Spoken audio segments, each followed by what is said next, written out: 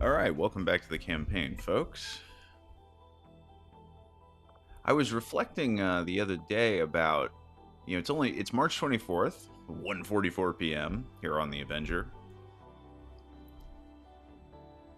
I was reflecting on the fact that I was trying to place where this start would be compared to other starts I've had to campaigns, and I thought, in terms of the health of our soldiers, the people we've promoted, what's happened on the geoscape, the fact that we had a rendezvous mission, the fact that we got a covert action to get us a playable alien that's probably the mission we're doing this time, later on this segment.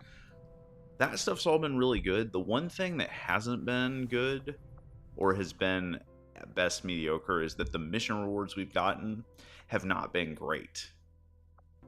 I should probably do that. I should probably build the proving ground now that I think about it.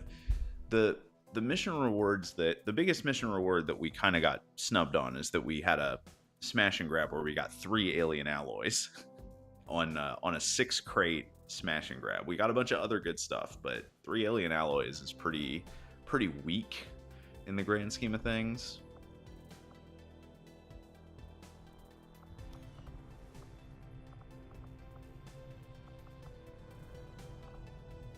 I'm deliberating right now if is there any reason not to just start building the proving ground. And I think the answer is no. So the plan here is we build the proving ground right here. Once this is done, this will be where GTS goes. And then we're going to need... We'll put research and development right here.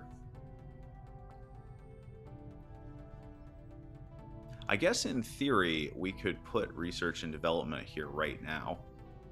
We could just, no, we couldn't because we don't have the money, do we? Yeah, we would need to sell some things to make that happen.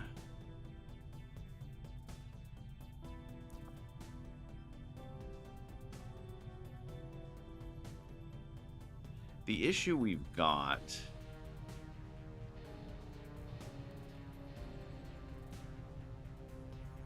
Yeah, the issue we have right now is that because we started up here in the corner and I made the resistance ring, which, by the way, since we're getting a playable alien immediately because we built the we would not have been able to get that playable alien mission without making the resistance ring, so I already feel like that has paid off as an investment.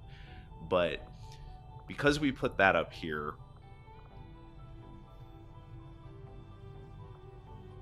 and because we're probably going to want to put the GTS here, we're either going to want the research and development building here so the gremlins that we attach to it can increase our the speed of our covert operations, or we're going to want to put it here and then put like the proving ground and a power relay or something like that in these 2 nodes, and then excavate here and here with the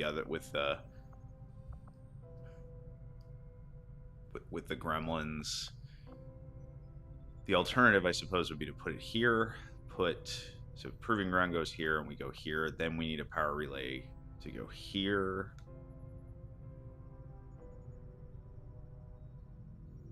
There aren't really a ton of... I suppose in theory, research and development could go here before the proving ground. But if we do that, then the proving ground's not getting up and running for quite a while, because we only have 12 power. GTS is 2 power. Proving ground is 2 power. Research and development is 2 power.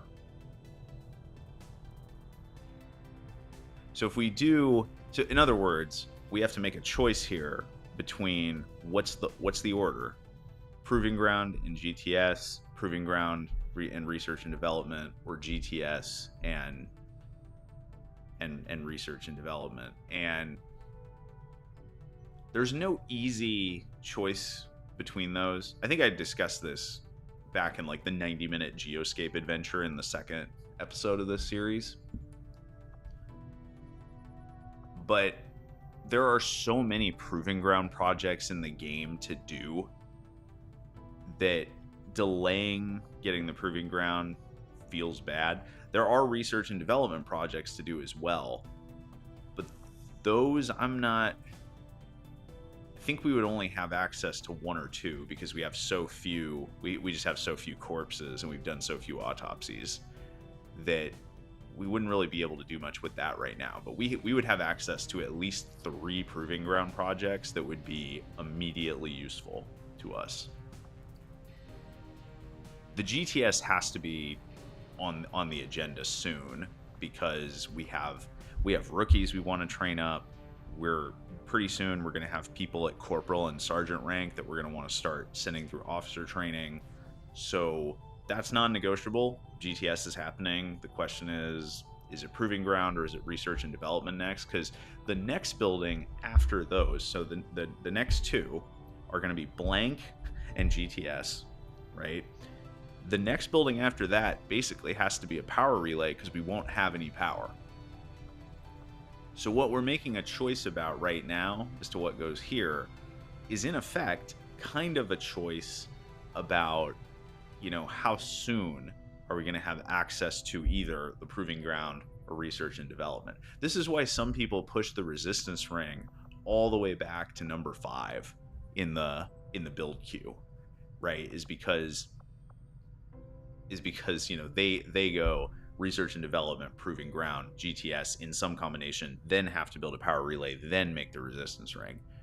And I like doing my covert actions. What can I say?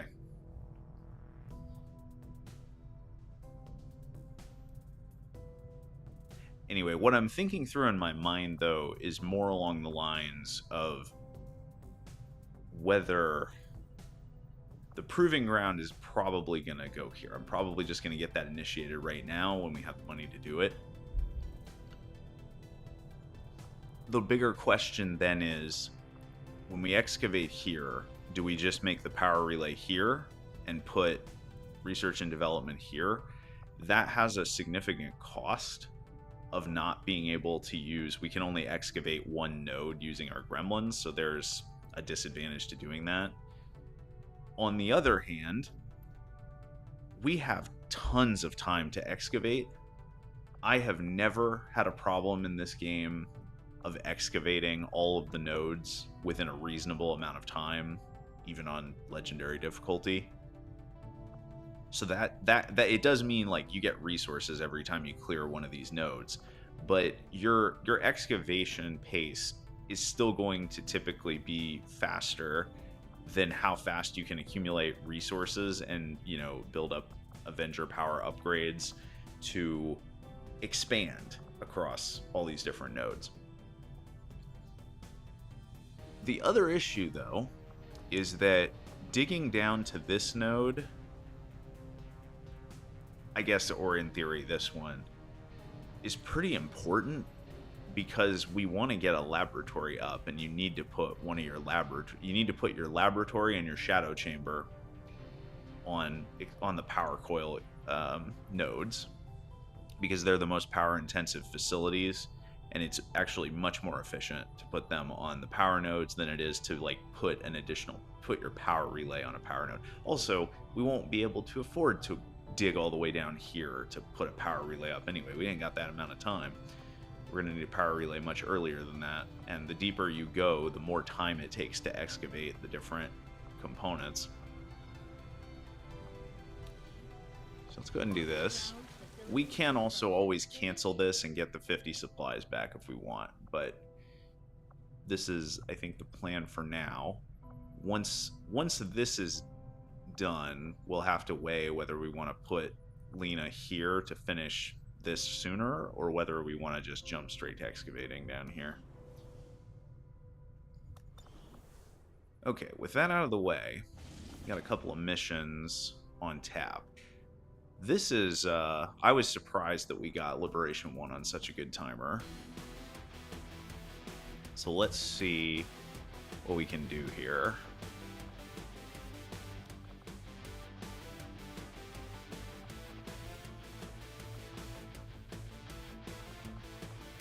Status was the wrong move. Go back to rank. So we have rookies that we can train up. in the GTS for specific classes, and a few of them, that's what we're going to want to do because of the way their stats are allocated. I'm not just looking at it. I think Ren is probably the only rookie that's left that I don't specifically want to train up in the Scilab or in the GTS.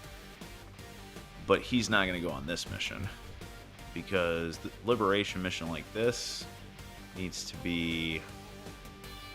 We need somebody a little more suited to the task. So it's this, and I believe the other one is another jailbreak. So we want to split. Ren can go on the jailbreak, but we want to think about what team.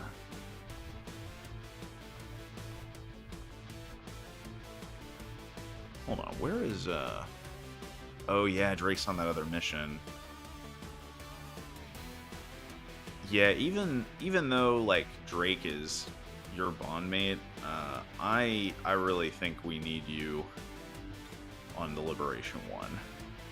You've been the MVP so far of this campaign, as far as combat prowess goes. I think we want our Grenadier.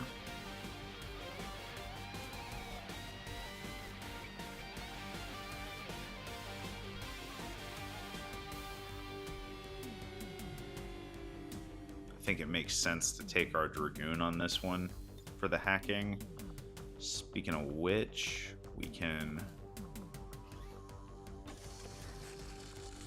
give you a laptop, make your hacking a little better, give you a med kit as well.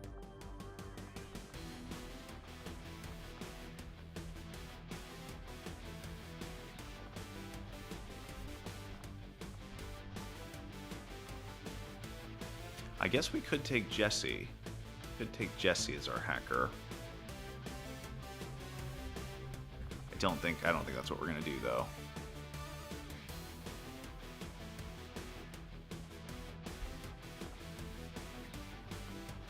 I do not like your 18 will points. That doesn't seem great. A ranger would be good for dealing with drones. We should consider whether we need to make...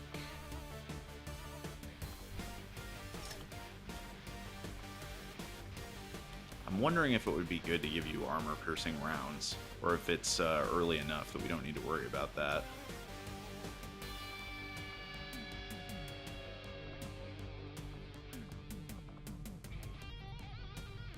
The other question is whether we want to send 5 people or 6.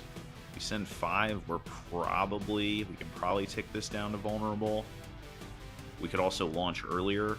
The issue here is that strength in this region will go up.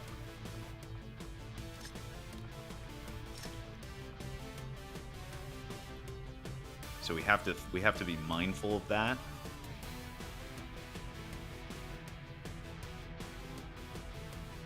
I think I would definitely prefer to do this mission with 9 if we could manage it, whether that means it goes to strength 3 and we get it to vulnerable, or we launch at strength 2.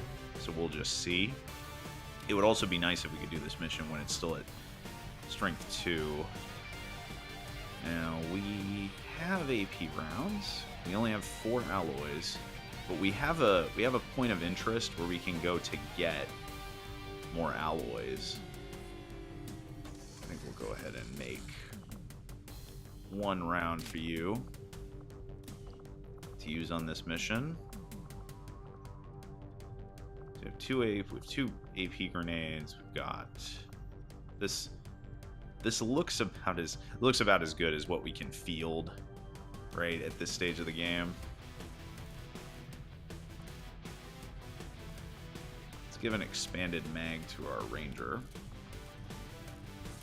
Make it a little easier for him to shoot twice on a turn.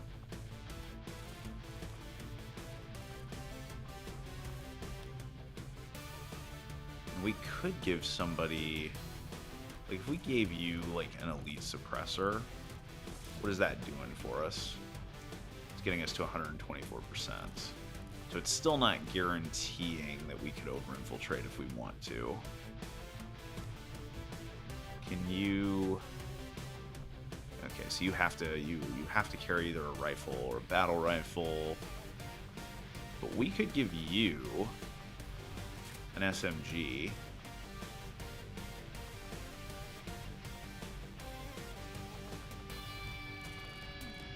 Give you the elite suppressor. That's still only saying 124%. That's a little disappointing. What if we just got rid of your flashbang and just said you're gonna shoot all the time, every time? Now we're at 125. I think it would make more sense actually to do that for you though, because realistically, you're gonna be using, you know, your Soul Frost moves and stuff like that. Okay. That I think is what we want to do. We want to be sure that we can get to 125%, just in case we want to guarantee we can get to the vulnerable status if we want. I mean, I'm not averse to doing a mission that's like 5 on 11. This is more about, the goal here is not just winning the mission at this stage of the game. The goal is winning the mission, getting as much loot as possible, loot meaning loot drops from the enemies, meaning hack rewards if applicable, and avoiding any unnecessary wounds. When I say unnecessary, what I mean is occasionally there are wounds in the game that just happen and there's not really a way to prevent them. Because of the way the yellow alert system works, enemies could be alerted to your presence, they could see you, scamper, take a shot at you through cover, and hit you for damage, without really you having a lot of control or ability to prevent it. I don't worry about those kinds of wounds. They're unfortunate, like you feel a little bit unlucky when it happens, but that's not the kind of stuff that I dwell on because it's mostly outside of my control. But there are lots of wounds that you take that you can prevent in XCOM 2, or at least dramatically reduce the risk of. Those are the kinds of wounds that we're concerned about. I'm wondering if I should give this guy... I think I'm going to give you another frag. By the way, one thing I did note about the Grenadier tree that I thought was interesting, there is no heavy ordnance ability anymore. So it used to be that in Lance Corporal, there was an ability called Heavy Ordnance, which gave you an extra grenade in your... whichever grenade was in the designated grenade slot in your loadout, you would get 2 of. And that seems to have disappeared. There is no heavy ordnance anymore in the skill tree. So that's kind of interesting. Alright, we're ready to roll on this. So Joanna will be kind of functioning effectively as the stealth unit in that squad. Alright. Oh, no. Wanted the... There we go. Then we have this jailbreak, which... This is an interesting timer because we can... This is another, like, do we want to send 5 people or 6 type of choice. So we've got 2 resistance personnel and a rookie.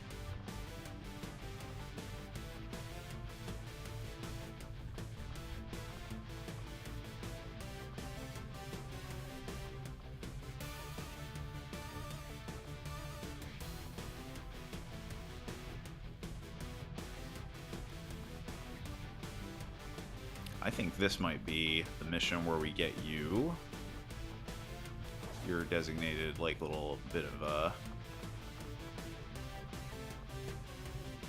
Well, he's already a squaddie. What am I talking about? He hasn't been on a mission yet. So it's like it's his rookie mission, even though he's coming in as a squaddie.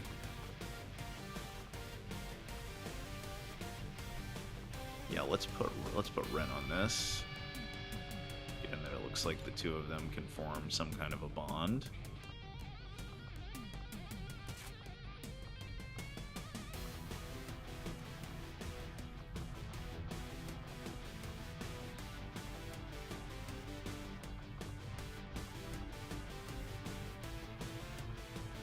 I would like to give these characters all some rest because their will is not 100%.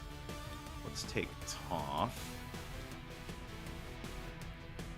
By the way, I've switched over to battle rifle a few times, which I should probably, like for characters with these heavy weapons, which I should probably explain.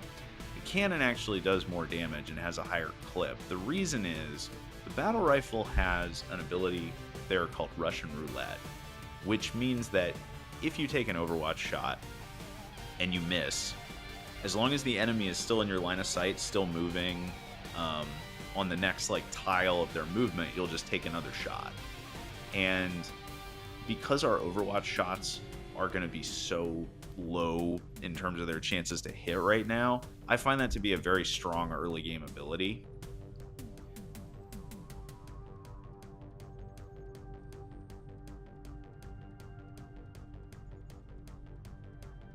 I don't think I've ever used the light machine gun in any meaningful way.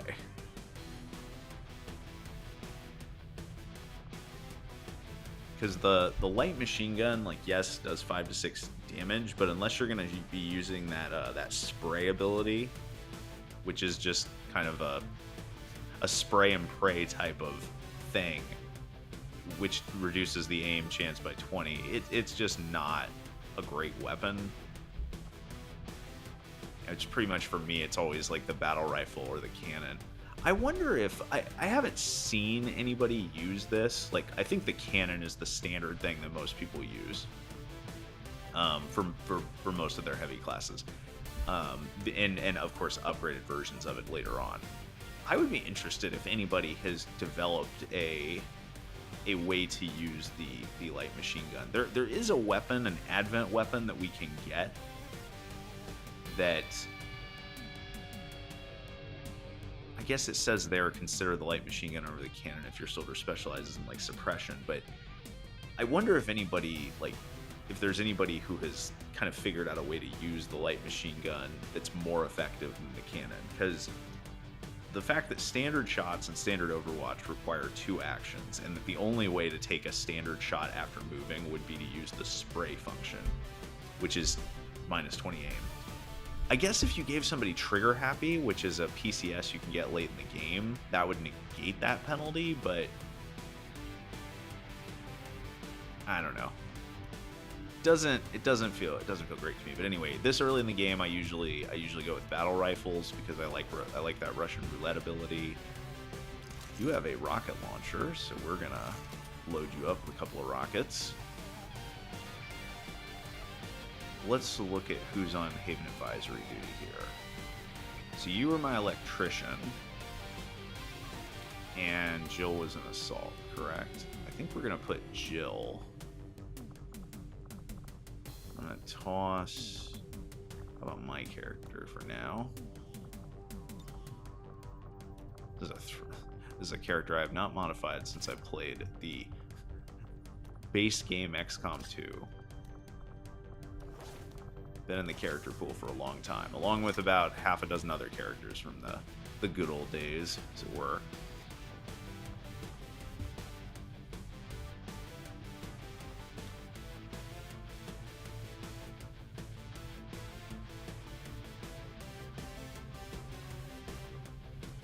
Alright, so that lets us put Jill over here. So we've got a sniper, a hacker and a stealth unit, because he's got Phantom. I think we have to make another laptop, don't we?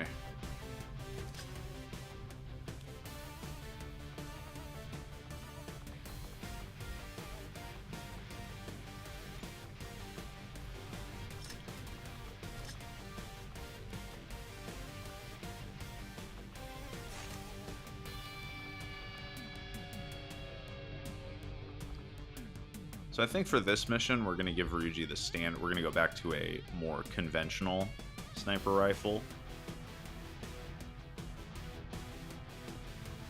Yeah, we'll use the marksman rifle. It's got a built-in scope. Because the plan here on this mission, just like the way that this team is set up, will be scope, expanded mag.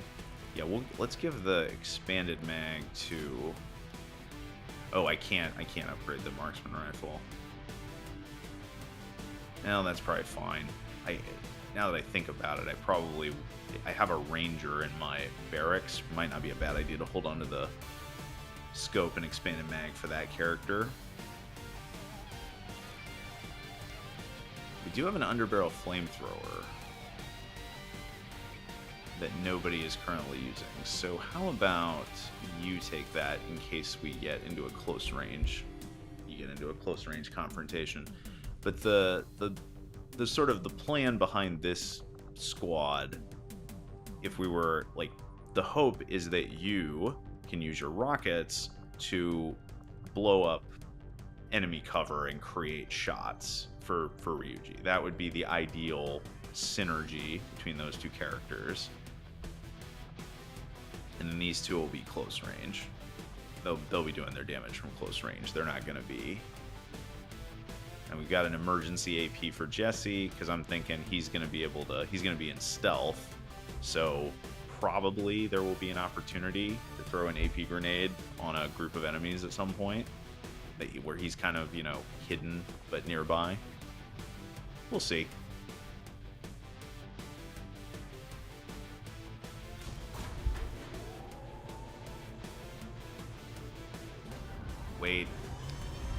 Wait, forgetting something important.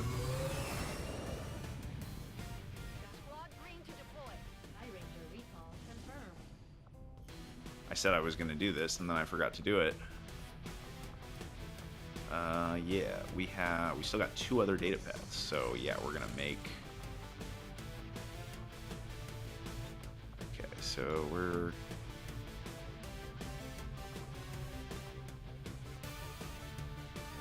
Yeah, so sorry, Jesse, you're actually not going to have an AP grenade, as it turns out.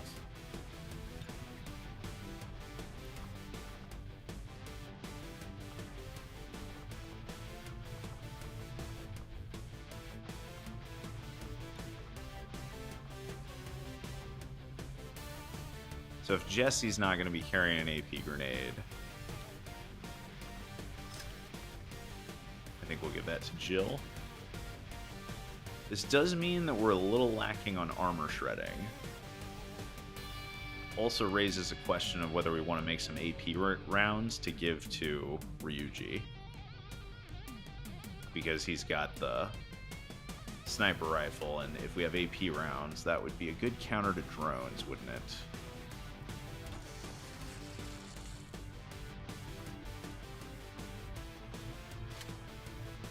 Also, I'm going to give him... I think, unfortunately, the Whippet shotgun has like a 1-tile range. Or something like that. I think I'd rather you just have a pistol. But I do want him to have something that he can do with, if we have to... Well, wait, he has snapshot, though, doesn't he? He's a hunter, not a survivalist. Yeah, he doesn't need a pistol. He can move and shoot with his rifle just fine.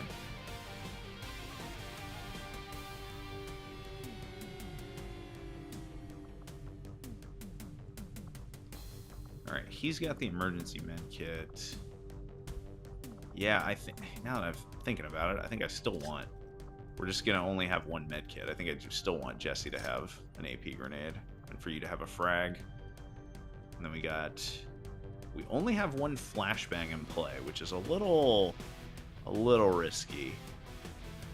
But there aren't that many. There's only really 1, I guess 2, right? Sectoids and sectoid abjurers are really the only enemies we can see right now that have mind control abilities. I think we could start seeing priests at Force Level 3, though, and I don't know if this mission is going to launch before we hit Force Level 3 or not. We're at Force Level 2 right now.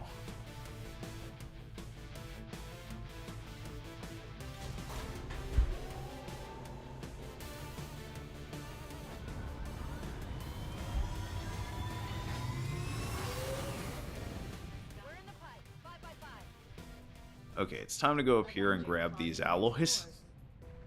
We do have another mission we can detect down here, but I need the alloys. Once we get those, we can do hybrid materials. I kind of sabotaged myself here because we were breaking down a corpse for alloys so that we would have enough. We would get up to 5 to do hybrid materials, and making those armor-piercing rounds kind of, you know, sabotaged that plan. But whatever. We'll make a dent in experimental weapons for now. We are building the proving grounds, so we're not that far away from being able to make them. Strategic resource located. Okay, now that we have those alloys, we're going to go back over here and we're going to change our research plans to do the hybrid materials. Commander, we've already dedicated considerable resources toward the current research project. However, we can move on to something else if you'd prefer. I'll direct our efforts towards the new research. Oh, perfect timing. Immediately, Commander. Once we've made A UFO in what? UFO in March? That is unheard of. I don't think I've ever gotten a UFO this early. And it's not even a particularly bad timer. And you all are at 100% right on time. I was really hoping, though, to get this team to vulnerable on this mission before we launched. We might not have that option. We have... This is the highest priority mission. Who do we have available? Like, who could we... Who would go on this mission if we just launched immediately? So those 3 for sure. My character, because we need a specialist, and we have our electrician, so that we could do 5 squaddies on this, and we could boost. We could also send Leon if we wanted a grenadier. So yeah, that would be 5. No, 5 non-rookie characters. I'm not communicating well at the moment. Is that squad good enough? I mean, we would have a stealth unit. It would basically, I think we would do these 4, and probably we would take Leon as well. Probably leave our electrician doing her haven advising.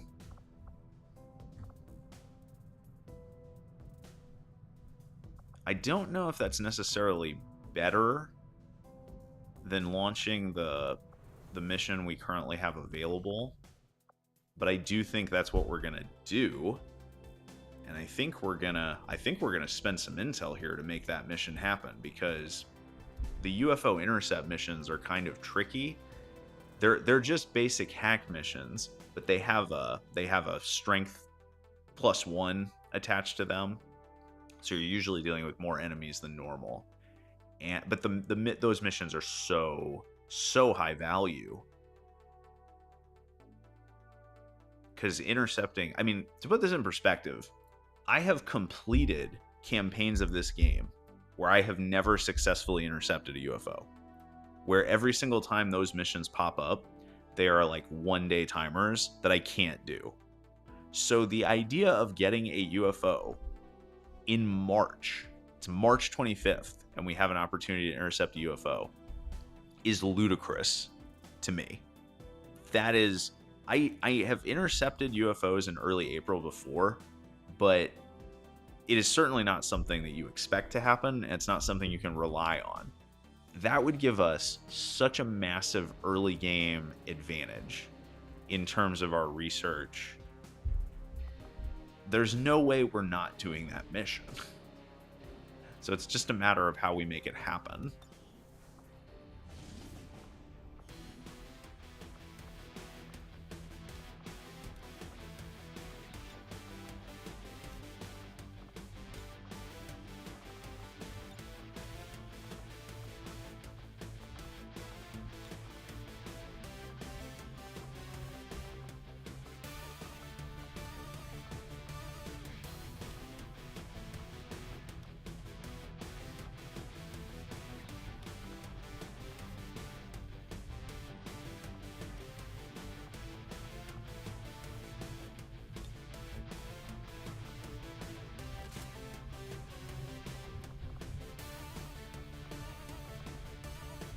We probably don't have any AP grenades.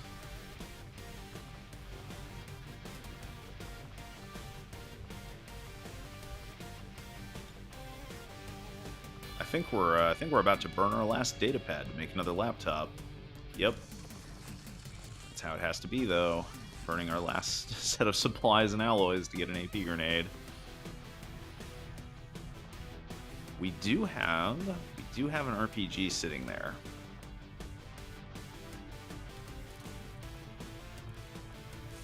Okay, you're getting the expanded mag and the scope since you're our shoot twice person. Leon is kind of our designated grenadier. My character is basically just going to be in a support role on this mission.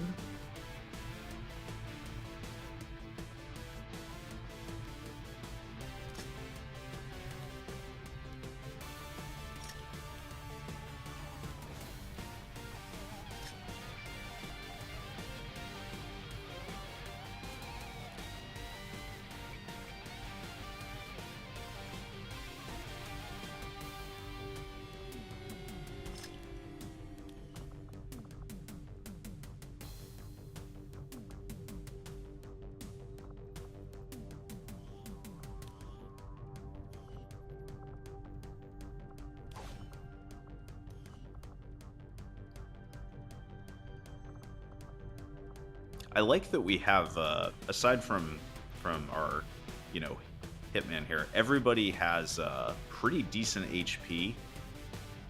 Like we'll be able to take pretty much every character could survive 2 hits unless they're flanked or something.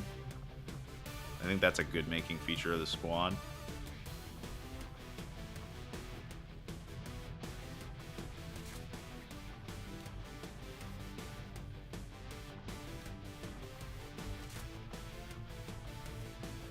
What was the other weapon? Oh, scattergun. Yeah, I don't care about that. So we got 2 med kits. We've got 3 flashbangs, 4 frags, 1 AP grenade.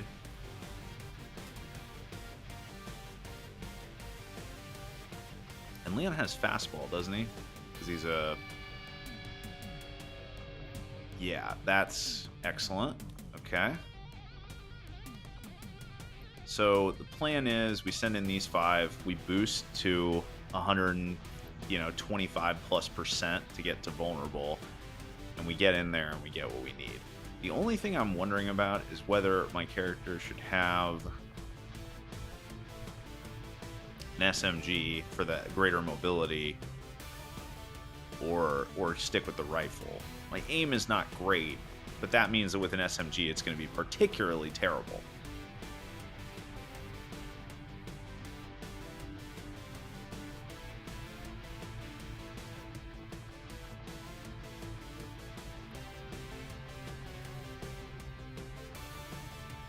The other issue is that my character can't...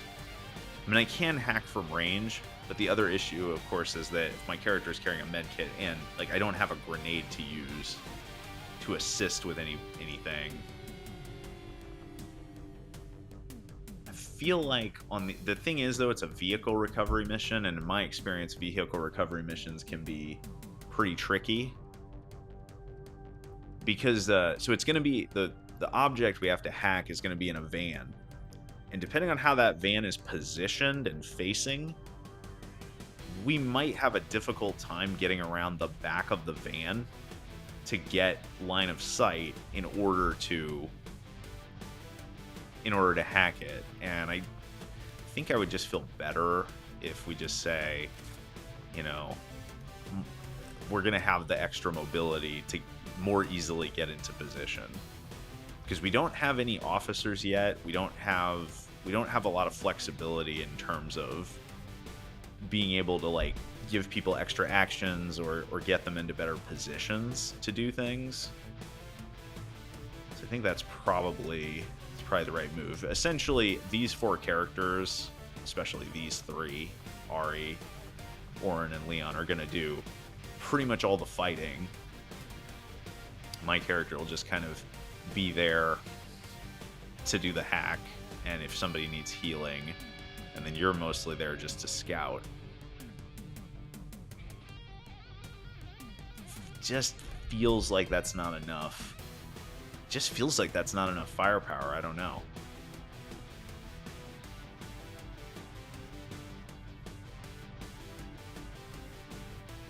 We do have quite a few grenades, though. I mean, like, Leon and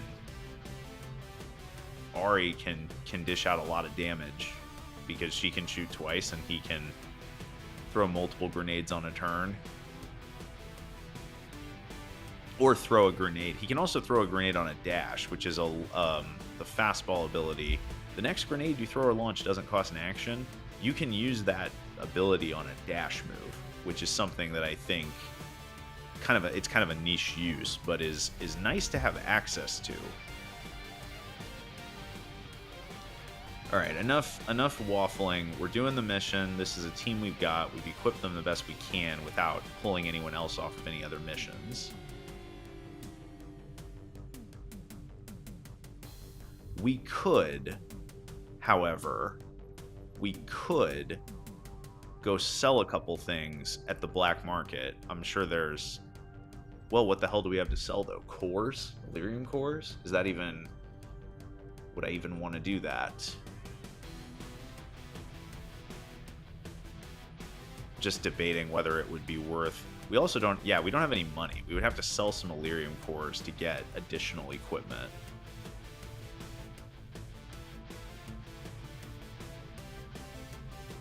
I say let's get in there and get this done if we can. Let's get going, team. I think it does make sense to drop in on the black market and see what they have available right now, but I think we get them going. Avenger plotting new course. Market is open. Oh, you want trooper corpses. That is unfortunate because trooper corpses... Oh, you know, I made the observation that we have the RPG and that I didn't give it to anybody. I'm not sure if it would have been... It does slow you down. It decreases mobility, and it's not super reliable. Advent weapon... We're a long ways away from being able to open those, so I'm going to sell that. I don't think I want to sell these. Trooper corpses are can be used to make trooper armor, and we're at a point in the game where that's going to be really strong. They're also an ingredient in a number of early game proving ground projects. I might sell one just to have enough supplies to make an AP grenade and AP rounds. I'm not even sold on doing that, though. We only have 3 cores right now. I don't really want to sell any of those because you need Elerium cores for proving ground projects.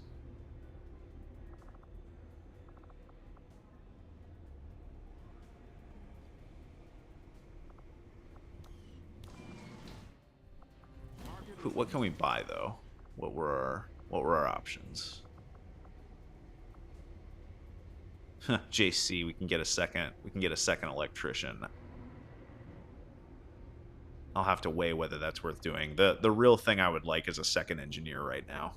That's the real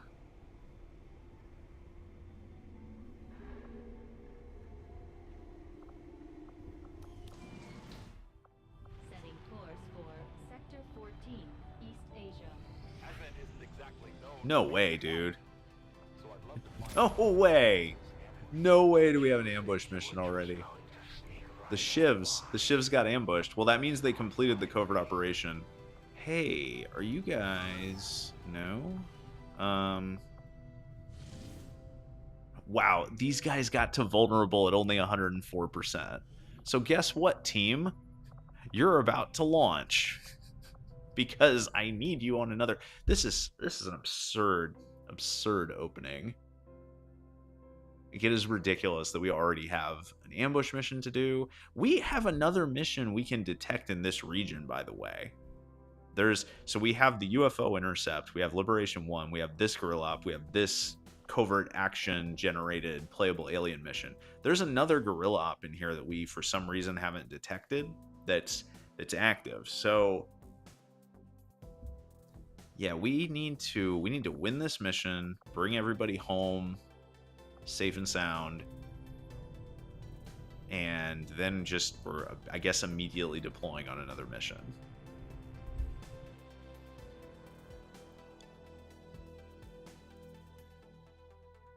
What a wild march. Like, I have had marches in this game. This is the first month. I've had marches where I only did, like, including Gatecrasher, like 5 or 6 missions because of the timers and because of just the RNG variability. But we're not having that. We're not having that kind of march. We're hitting Advent hard right away, and Advent is trying to hit back, and that's what's creating that UFO intercept mission. So we actually have 7 people on this mission. Oh, there's a Celatid. I saw him. So the Python is really good early game because I believe the Python has, yeah, Marauder. That's the game. And you have a free incendiary grenade, which having that as squatty is ridiculous. I mean, look at how much damage that does. 4 to 9. That's just basically nuking an enemy. No early game enemy, especially with the burning, like virtually no early game enemy will survive that. Let's find our stealth unit here, which is Drake. Yeah.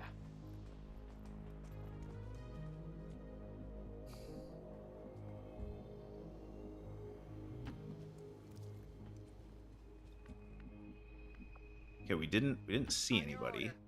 That doesn't mean there are no enemies around. It just means, however we pathed there, it didn't generate any enemies.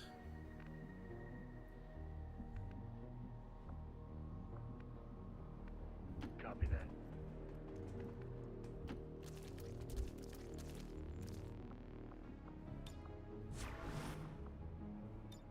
Got it covered. Affirmative, cover now.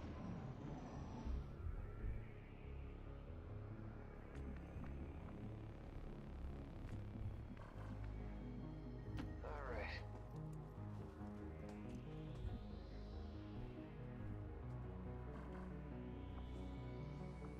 The evac is right there. I don't like the fact that we haven't seen any enemies. All right.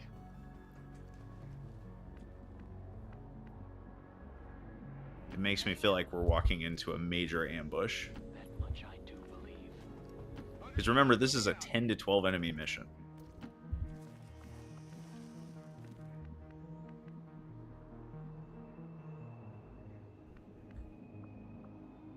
Jensen has the hacker's laptop, so we actually can hack this if there's anything worth hacking. Okay, that was a great use of an action. Let's continue to play it conservative until we see some enemies. We know we're gonna have multi-pod activations here. There's no way. If we're not seeing any enemies, they're all gonna be clustered around the objective. All right. Yeah, you have fun with that. Oh yeah, look at that. There's there were definitely 2 groups over there. All right, it's probably not a bad idea to move to the left then to engage. I'm on it. Just as I thought. It'll be my pleasure. That's a 66%. I think we're not going to take that.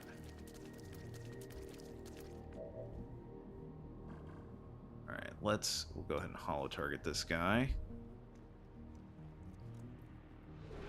Even at low levels, recons have independent tracking, which means holo targeting lasts for 2 turns.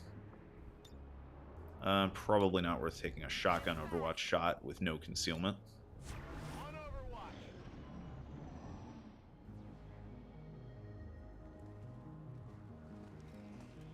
Oh, it's a 4 enemy. It is just one group, but it's a 4 enemy group.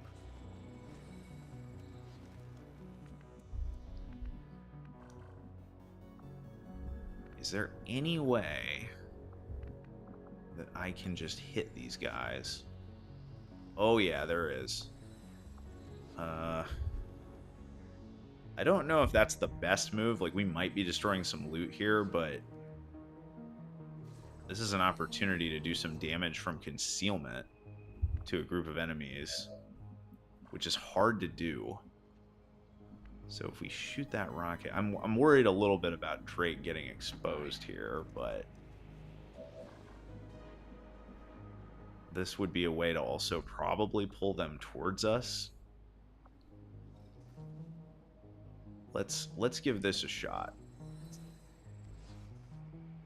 Chaos blast. Okay, we were a little bit off center. We didn't hit everybody, but we did succeed in getting a kind of a first strike in, and we've got a lot of people who can act.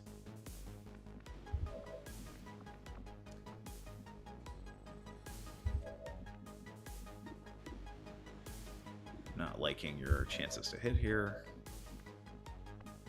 I don't really want to move up super aggressively. I feel like an AP grenade on these two guys is a pretty good play. That puts you in half cover. Drake has not seen anybody here, so I feel like we won't activate anything if we go here. It's just a question of, like, how confident am I with Jane Kelly in half cover against that trooper, because we're probably not killing that trooper on this turn. Good copy. Moving on target.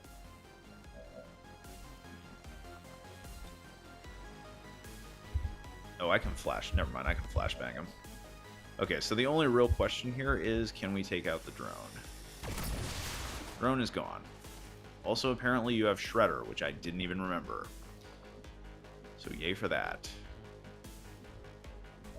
Alright, move to here. Okay, as predicted, no activations. Get that AP grenade. 2 down. So we can flashbang him, but we could also just try to kill him. With a 36%, probably not doing that.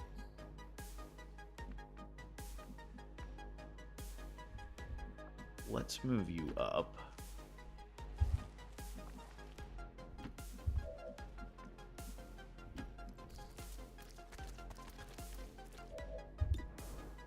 Now it's a 56. I'm willing to take that. And I'm willing to miss it.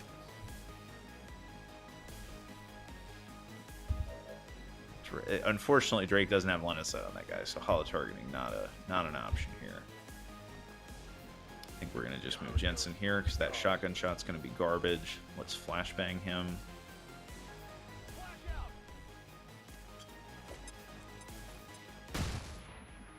I'm thinking and hoping that he will retreat. Uh-oh. This is not part of the plan. But those guys are not active. He still took the shot and he still hit. Okay. What is your aim? 45? That's 30 cover? Okay, well. 15%. What can you do?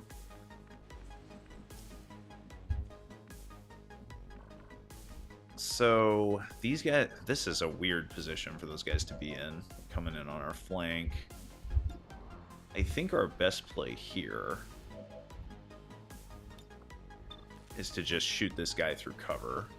So, again, the Python coming in hot here with focus fire as an ability.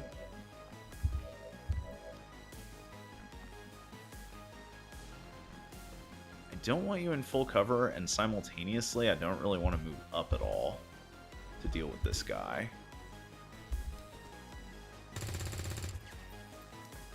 Come on.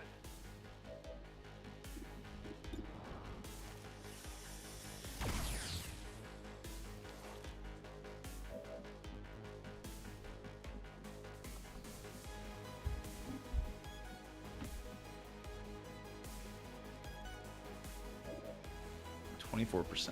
Okay, well, oh, and we can't. Well, I guess you're just going to contribute to the cause then by adding to the focus fire. Somebody needs to actually hit this guy for real damage.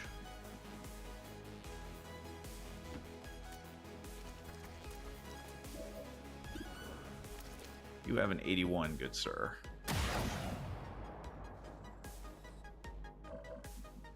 This is getting...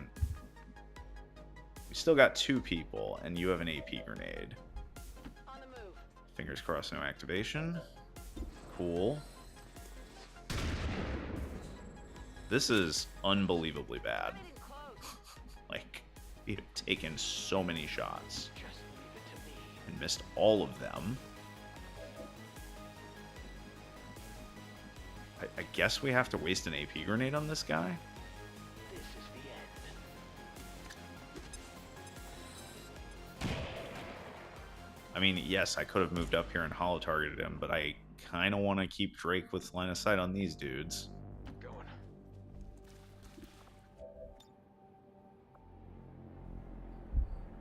So that was absolutely terrible. That's just...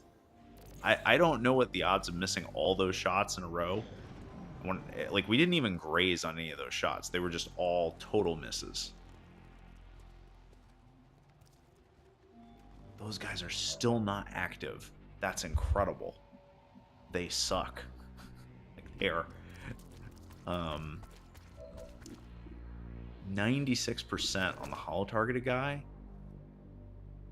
I kind of want to take that shot, but I think it would be smarter to, with the way we're positioned, to just realign ourselves and get ready for the next engagement. We also need to take reloads with a lot of characters.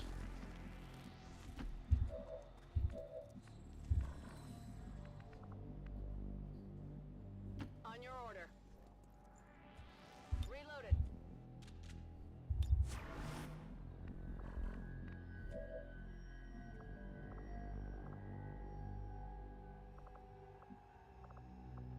If I take the Overwatch with you, or with you, you're out of ammo. I'm going to reload the Python. We'll take a reload with you. Jordan can take an Overwatch shot. I guess from here. Target location. Scanning. So we're gonna go ahead and take the Overwatch shot when they come in with the sniper.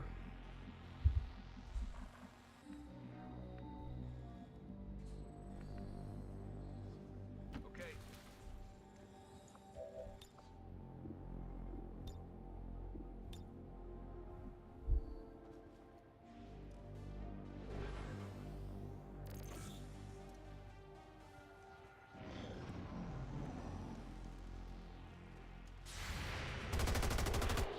One down. Highly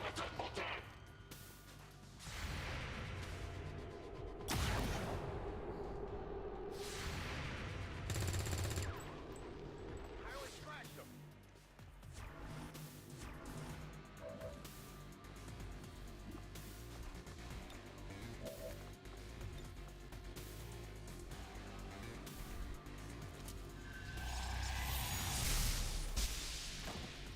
I think that'll knock him out of cover. So the only real question is, can we get the medic? What have we got against the medic here?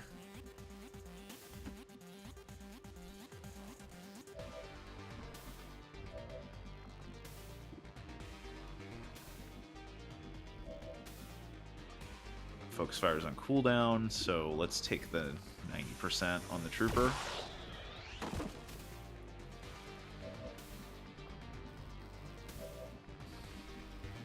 So we have takedown, but we'd have to run an Overwatch. I'd rather not do that. Let's see. I was hoping there was a way you could somehow like get out of his line of sight and sneak into a flanking position. That doesn't look viable. You don't have anybody with suppression.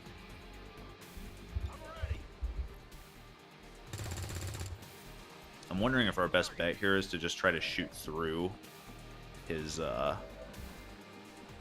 you know, cover. That doesn't, obviously there's not a lot of skill involved in that. Out of my way. It's still just a 40. So I think you with Russian Roulette going Overwatch, there's not really much Jensen can do here with the shotgun, unless we're gonna run Overwatch. Moving.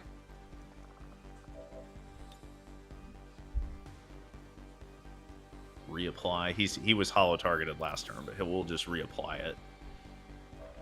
So that if he moves, this is a zero-sum game for him. There's no way he's surviving this situation. It's just a matter of what he's gonna do. Took a disabling shot. I'm glad he missed that. But now that he has missed that, we've got anybody. Can anybody get a melee range on him, or are we just kind of? Nope, we're several tiles away on the melee front. So is this another? Are we just gonna focus fire him down, or probably this is the play? Move here, you're hollow targeted, it's an 85%. Why don't we try to set this up a little better?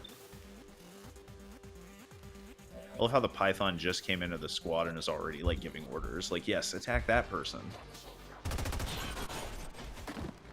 That'll do. Alright. This has been a very weird level in terms of where the engagements have come from. Right, like we started out right here, went straight, group up here, random groups circling around all the way across the map edge over here, coming in on our flank. And then there's one group, there should be one group left. Moving to position.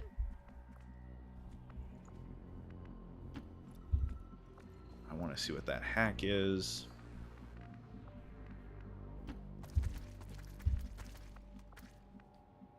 Okay.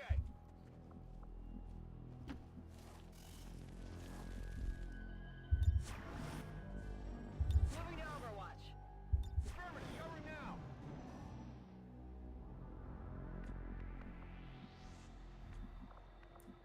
First thing we're going to check is whether this is a hack that is worth attempting, worth system infiltrating for. Common PCS. We're early enough in the game that that is not nothing.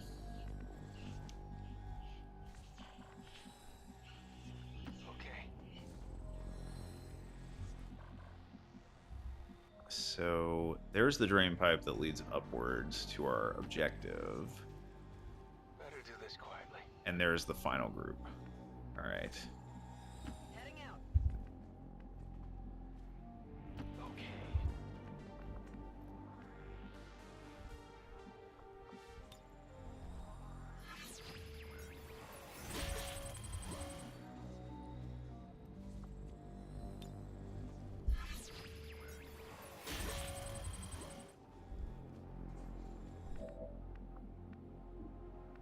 We're not taking a 52. Scanning.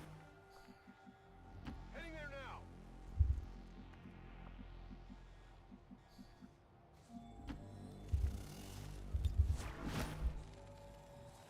Got it covered.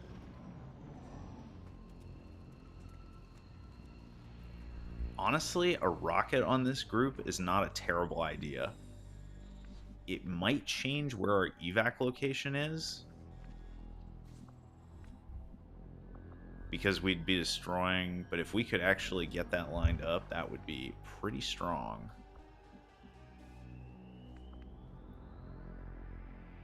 But it looks like they're gonna leave. It looks like they're gonna drop down over here anyway, so we might not need to do that. Solid copy. I don't like this. Did you guys just alert them? Are they what does their posture look like? Did they just go on, oh, they just went on yellow alert, those civilians ruining things for us as usual.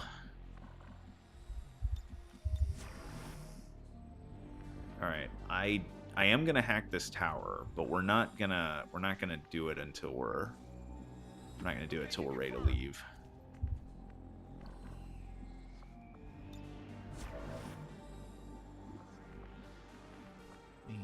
Let's see. How do we want to position ourselves here? Do I want to even move? I'm not even sure I want to move Drake in this situation. I think we're just gonna holo target the Abjurer and chill. Got to be mindful also that reinforcements are probably going to drop in before this mission ends. Jensen, you're not doing anything with shotguns. Just hunker. They're moving. They did not activate. I think... Oh, no. Come on. Really? That is disappointing. I'm trying to... Is there... What if we go here? Like... Hypothetically, if they don't move, or if they stay up there, can I... Ooh, if they move over here, I might be able to get them next turn. All right, we're gonna move Jordan and Jane Kelly into position here to kind of take flanks and take the high ground. We're gonna move our Python, I guess, nowhere right now. Not moving the Python anywhere.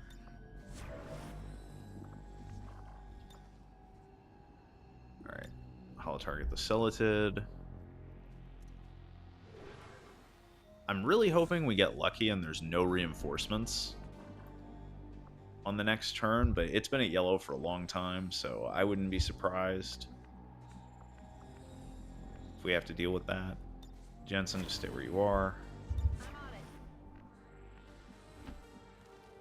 I don't like leaving the IP of this mission in half cover, but we need you up a little closer. Great.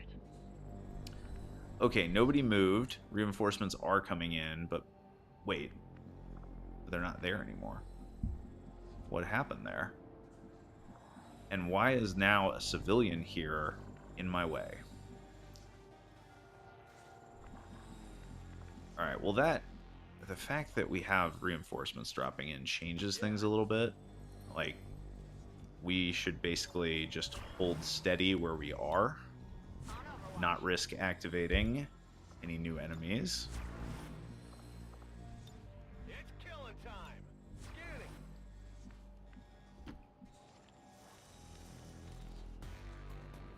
Oh, come on. How did they see you from there? Alright, we do have some people. We have some people on Overwatch, but that's not... Okay, can I just kill you? Yes, I can. Or probably. Or not.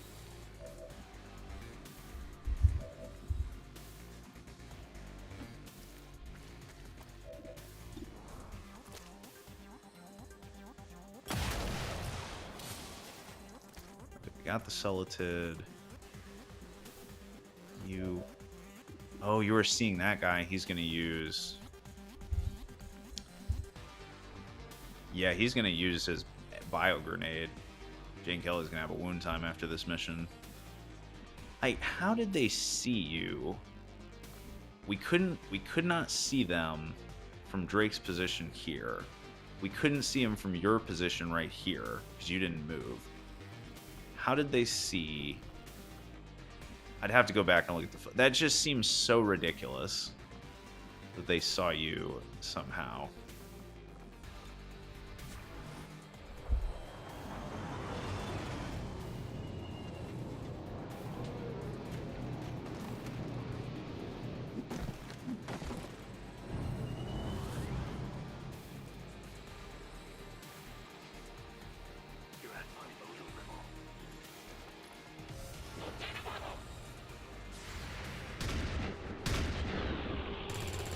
Okay, well, the Overwatches were pretty good. Unfortunately, what is happening here? What in the world are you doing? Really? I don't even see how you had line of sight to do that. And you're choosing to shoot at the Python rather than use your grenade. Okay, I don't understand any of that. Not my problem. So what that means to me is lightning slash, and then a bigger hit on the Abjurer, and then Jordan comes in for the power bayonet strike to finish the job. That's what that all means to me. Meanwhile, Jensen needs to take this guy out.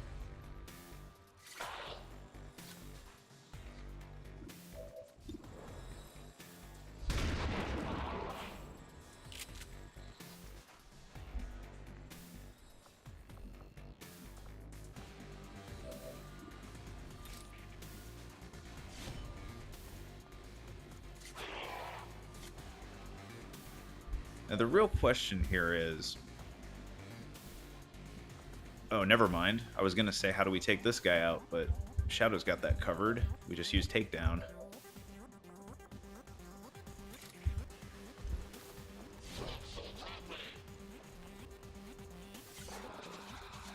One HP left.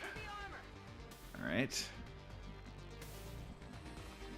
Burn this. The whole reason that you got the bayonet is so... I'm sorry, you can't... Really?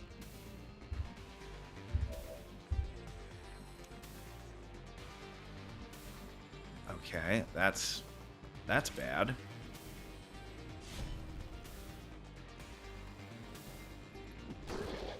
No one can stop me. You go to Overwatch, because he'll probably have to move to get a... To do... If he's going to flank Jane Kelly, he'll have to move. If he stands where he is and just shoots, there's not really a lot I can do to prevent that. But I'm hoping he will choose not to just stand in melee range. Oh, wait a minute.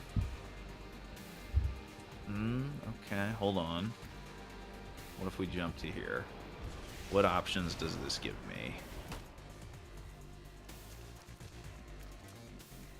Nothing, because that door is shut. Cool. Thanks, Xcom. On my way.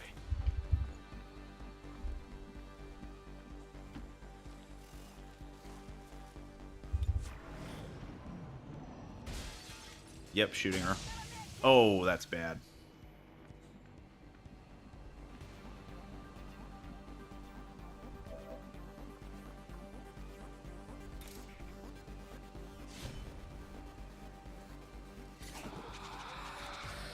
Target neutralized. And we're gonna pay a heavy price on this mission for our success. Got it. Alright, Jensen, if you're gonna hack it, now's the time. What you're asking me to do.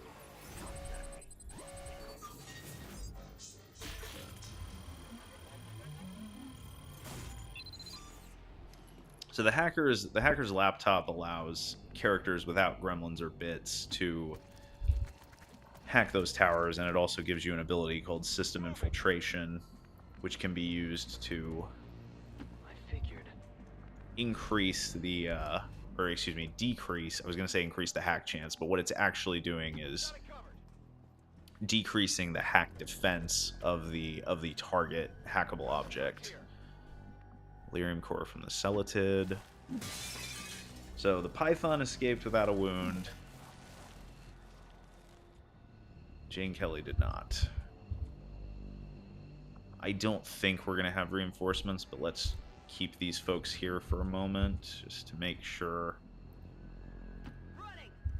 there's nothing weird going on. Copy that. Alright, so everybody is out except for Jensen. Find out. Alright, so I'm going to evac everybody except for the Python, which might seem weird. This is to avoid will loss. The Python, when I evac, the Python's the VIP. So when I evac the Python... Oh, you know what? I can leave. I could leave Jane Kelly here. Because she's gonna have a month. She's gonna be out for a month with that wound. So we can leave her here to sort of, in case something weird happens. In case reinforcements drop next turn and we can't get Jensen out, I guess. Although, even if reinforcements drop next turn and Jensen has to take 2 turns, that wouldn't matter because they won't drop in on Overwatch. None of the units this early in the game would drop in on Overwatch. So never mind. These deliberations were pointless. Secure. And reinforcements aren't dropping anyway, and Jensen can get out in 1 move. Great.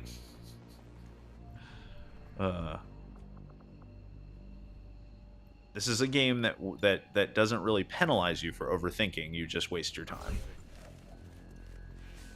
Status confirmed. Mission accomplished. So only 1 soldier wounded, but it was a significant wound.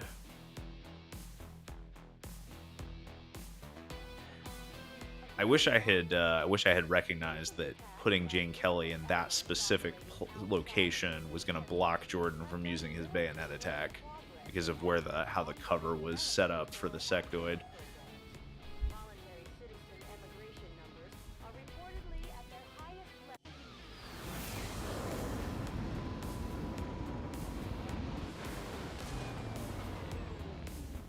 If every mission goes this smoothly, it's only a matter of time. Yeah, before 30 we take days. control of the That's rough. That's very rough. You got a promotion on your first mission as a Lance Corporal.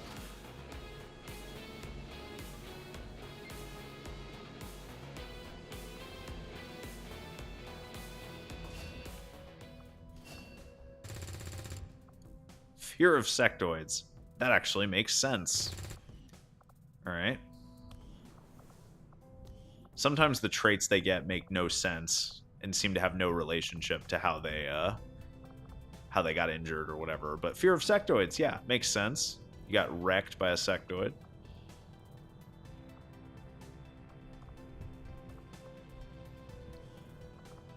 What are Jordan's options for promotion? We have 71 aim's not bad. Sharpshooter is definitely an option. Hoplite, yeah, we're not doing... I guess you have the health and the dodge, that a hoplite wouldn't be terrible, but probably not. We already have 1 hijacker, and we've got another hacker who will be training, plus your hack stat's not great. I think sharpshooter would be the pick. It does feel a little bit like a waste for a character with the dodge and health to be a sharpshooter, though.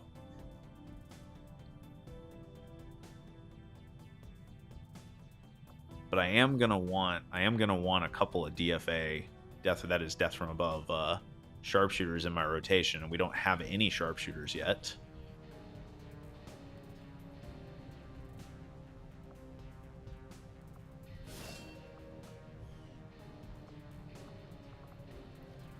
Now, very low combat intelligence is an issue.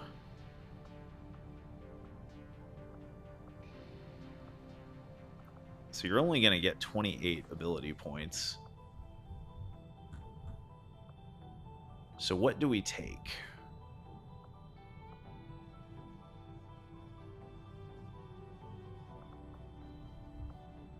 I guess in theory we could make you a hollow targeting officer and take Fade if we wanted to go that route, but I think we're not going to go that route. Lightning reflexes on a sniper? Okay. Odd. So Executioner would be really good. And that's 30 points. That would take up basically every ability point you have. But Scouting Report is also extremely good.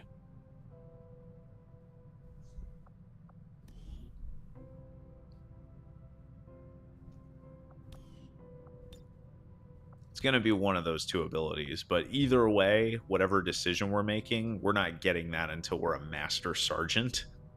That is a long ways away. I think we're probably just taking the entire top row. The only one that I would consider not taking the top row is this. Center Mass, the 1 additional damage. There's a case to be made for that. I find, though, that I usually want my snipers to be reliable. I usually would rather have the additional aim rather than having rather than having +1 damage, at least in the late game. In the early game, going like this basic sniper rifle does 4 damage. Going from 4 base damage and a maximum of 6 on a non-critical shot to 5 base damage early in the game, that's a 20% increase to your base damage, to the minimum damage you'll do on a clean hit. That's quite significant. But in the late game, a +1 to damage is the difference. So the plasma sniper rifle, just for example's sake, does 10 to 14 damage. So going to 11 to 15 damage is increasing your damage by only 10% at that point in the game, right? Your base damage is going from 10 to 11. Still not a bad perk. Centerman, like anything that increases the minimum damage that you do on an attack is valuable. So I'm not trying to downplay that. I also noticed down here that this skill is different. This tree is different than it used to be.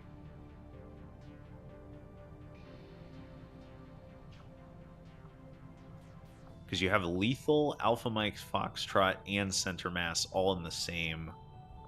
So that's interesting. So it's like, you know, you could, if you were willing, I'm not willing to forego Disabling Shot, but if you were, and you were willing to, you could theoretically have a Death from Above sniper that just has a +3 to their damage.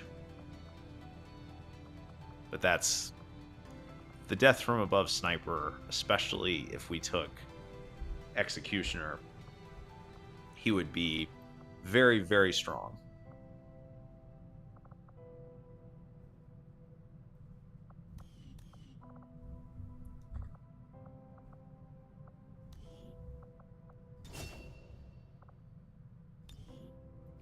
Perfect Plan is a great ability. I think Perfect Plan is 3 perks in 1, if I remember right.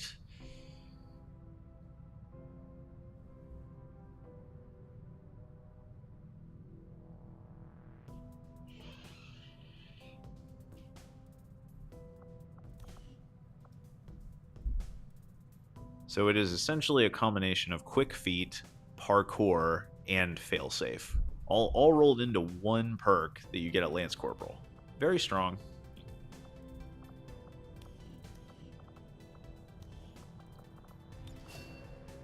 Alright, the Python.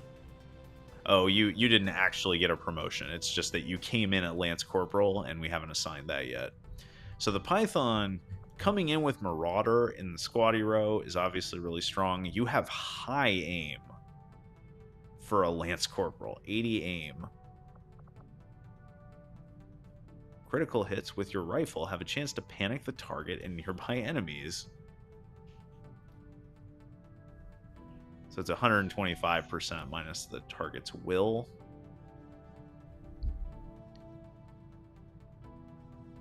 What in the world is this?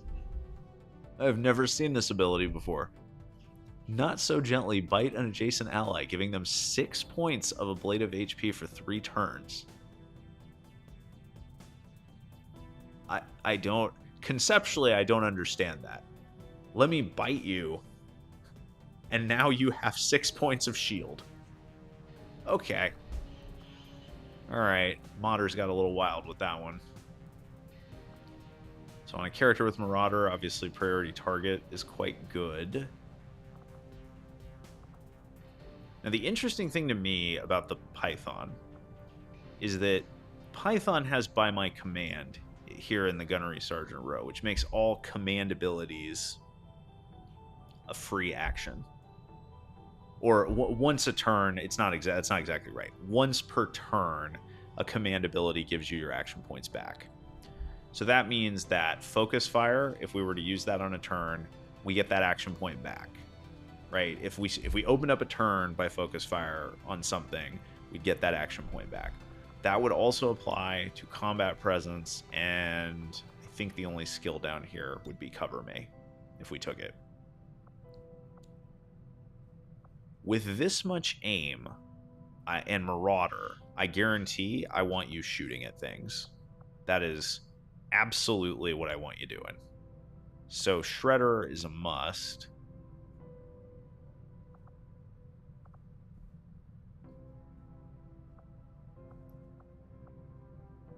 Executioner seems like a good choice as well. So you can see up here, the top row is basically all the perks that are anchored around killing enemies. The question is how much... I'm going to pretty much ignore the bottom row. This is more along the lines of, you know, the not exactly a Grenadier build, but something like that, like trying to take advantage of the free the free incendiary grenade that you get from Salamander. But you don't get total combat, which is what allows you to throw grenades multiple times a turn until Master Sergeant. And that's a kind of important ability. So we're just gonna ignore this row. You're not gonna be, with that aim, you're not gonna be a Grenadier at all. I think center mass is a really good investment among these three, because we're not going to be using you to bind enemies.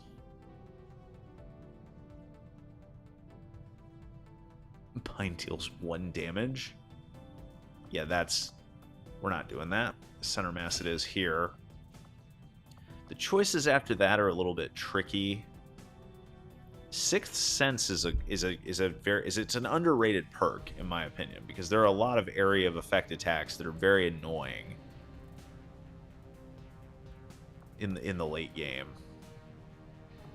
Having immunity to those is nice. It's just a way to... And also, this would mean you could put this character on the front line against some of those types of enemies, like Purifiers, and they would just be able to tank the damage, no cost. But it is really hard not to take Executioner. I will say, I'm a very big fan of Slither, even on a character... Like, Maim is very good, too. But Slither, free action every 5 turns... 4 mobility, 20 defense. Really strong. And also a really good way to get this character caught up with the rest of the squad if they are lagging behind, or if they have stayed behind to take, as this character will do sometimes, to shoot twice. Just stand in the same place and shoot twice. Now, Death Adder... what does it say here? Special shot deals 50% of the target's missing HP as bonus damage and shatters sustaining effects. Death Adder can be really good in the right situation. Obviously, it's an attack that can take down, you know, high HP enemies. Does not have anywhere near the versatility of combat presence, though. I'm influenced in how I'm thinking about this character in part because I had a Python in a previous campaign that I took entirely up the top row, and I found that even though, yes, there were situations where it killed a lot of enemies and where gore activated and so on, it was an unreliable build. It required too many things. Like, if you have to move to get line of sight on an enemy, you don't have him implacable anywhere. So you can't do the sort of shoot an enemy and kill it, move and reposition, which is a move that with skirmishers and with rangers you can do. You can't do that with this character type. And so if you have to move and shoot, you're already losing one of your Marauder shots.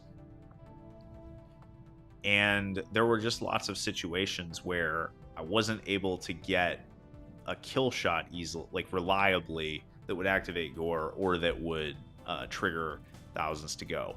Also, I found that there were a lot of instances where I had thousands to go actions that I couldn't use because there were no enemies in my line of sight to shoot, which is a weird problem to have. You might think that's a good problem to have, right? Oh, well, yeah, you killed all the enemies, so there's no one else to shoot.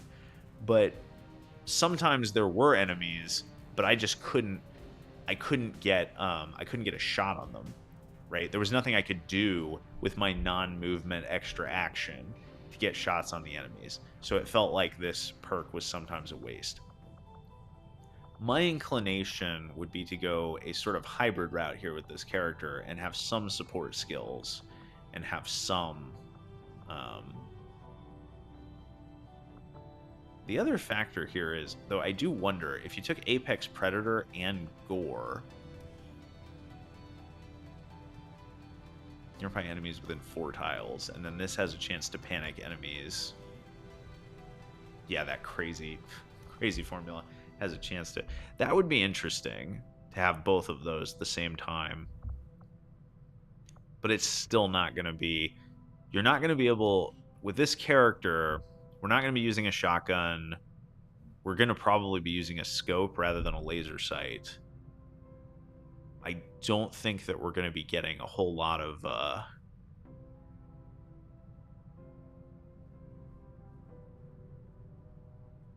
Yeah, I don't think we're going to be getting a whole lot of modifiers to crit chance. We can revisit this. It's not binding, but my inclination would be we take cover me from down here so that we can take advantage of the get it for free with by my command. This is any ally that we want, we can select for a cool under pressure Overwatch.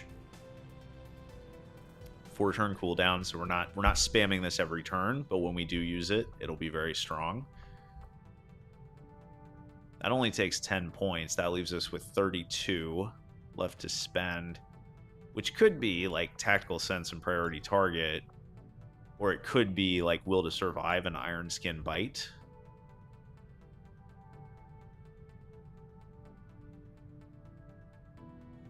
This is so interesting to me. Like, I've just never seen... What the hell does that mean? Shield priority 15? Shields with higher priority will be depleted first? What? What the hell does that mean?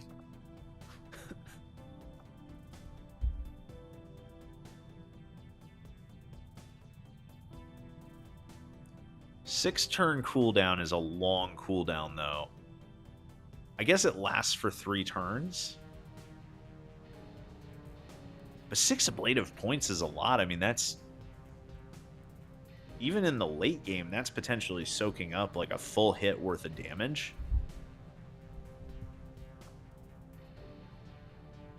We'll come back to that. That's an interesting...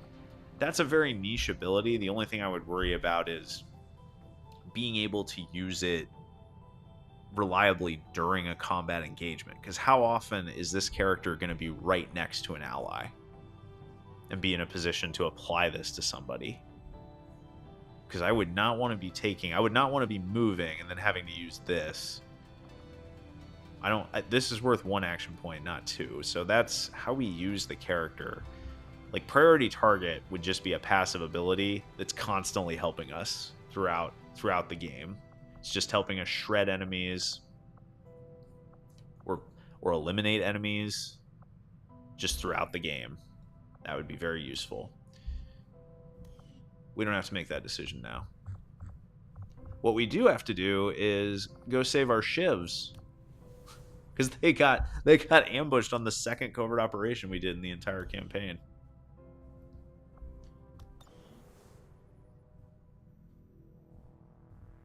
Did you think you were just going to sneak right on by? I like how we're getting... The hunter is talking trash to us, and he hasn't even activated yet, because we're not yet at force level 3.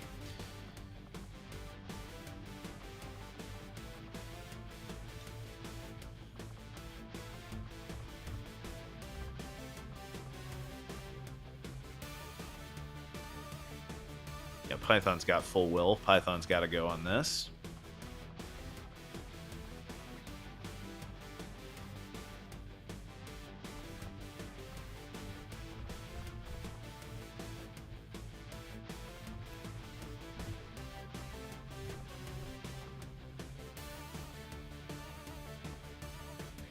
I don't really want to send a character that has 16 will.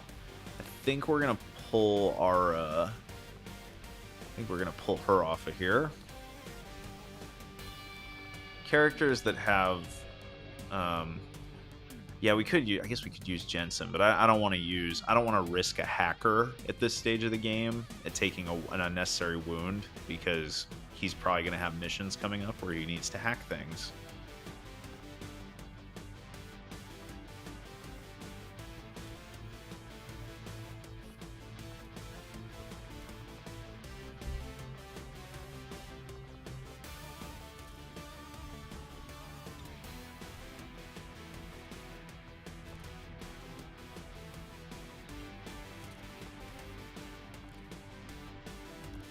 I'd like to give somebody that powered bayonet, but there don't seem to be any.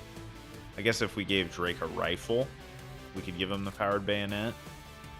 I probably don't want to do that, though, for a character that is just going to be a scout.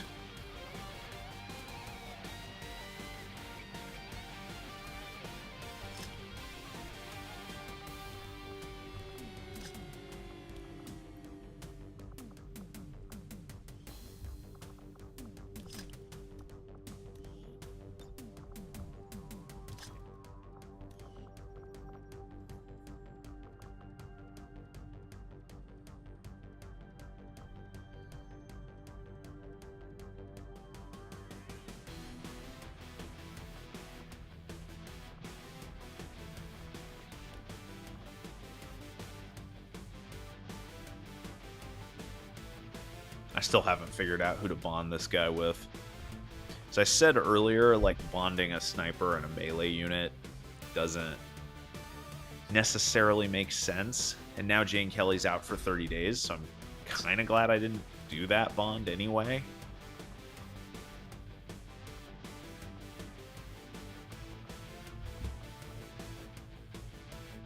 You don't have a lot of good bond options here.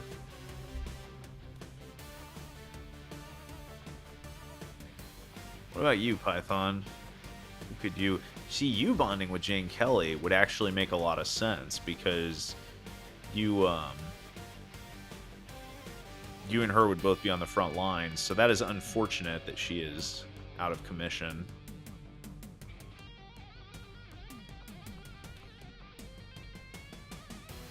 She'll be back, though. Jane Kelly is a very strong character. Like, she'll find her way back into the rotation when we get into April and she gets back in the lineup. So I think this is the team we've got, and I think this is the equipment we've got. The two Shivs, by the way, at this stage of the game, they're going to be very tough for Advent to take down. So I'm not really worried about them. It's just a matter of navigating the map and getting through the enemies. But the cool thing about this ambush mission is that it's also an opportunity for us to get some free loot. I mean, it's not free, we have to defeat the enemies, but this is a quick response mission, so there's no infiltration time that's being taken up. We don't have to commit soldiers in advance. We're just hopping in, taking out the enemies, and carrying on. So we will pick up with this ambush mission next time.